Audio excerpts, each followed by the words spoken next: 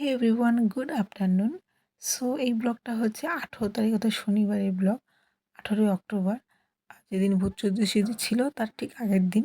তো যেহেতু দিওয়ালি, ব্যালকনি তো ডেকোরেট করতেই হবে, তো আমি এখনও ব্যালকনিটা ডেকোরেট করিনি। যাই হোক, আজকে একটা জমপ্রদীপ জ্বালাতে হবে, আজকে রিচুয়াল আছে। তো মা এখানে মানি প্ল্যান্টের গাছটা বড় হয়ে গেছিলো বলে একটু ট্রিম করে দিয়েছে। আমি সেই গাছটা নিয়ে সেখানে একটু সাজালাম, আর জমপ্রদীপটা বিকেলে জ্বালাবো। তো এখানে জমপ্রদীপটাও জ্বালিয়ে দিয়েছি। তো আজকে আমাদের একটুখানি ডক্টর ভিজিট আছে, তো মা আর আমি বিকেলে একটু পরে বেরোচ্ছি আর কি। তো মা আর আমি ডক্টর ভিজিটের উদ্দেশ্যে বেরিয়ে পড়েছি রাস্তায়। আর দেখো পুরো রাস্তাটা কি সুন্দর ফেয়ার ডেকোরেট করা হয়েছে, ভালোও লাগছে দেখতে।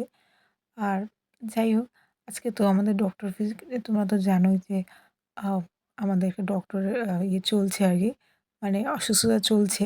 তো ১ মাস পরে আমাদেরকে আসতে বলেছিলেন।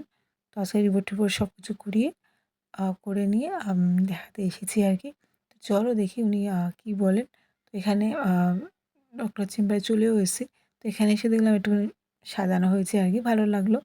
তো চলো, এখন আমরা ওয়েট করছি আমাদের ডাকলে, দেখি ডাক্তারবাবু কী বলেন। সো পরে কথা হচ্ছে।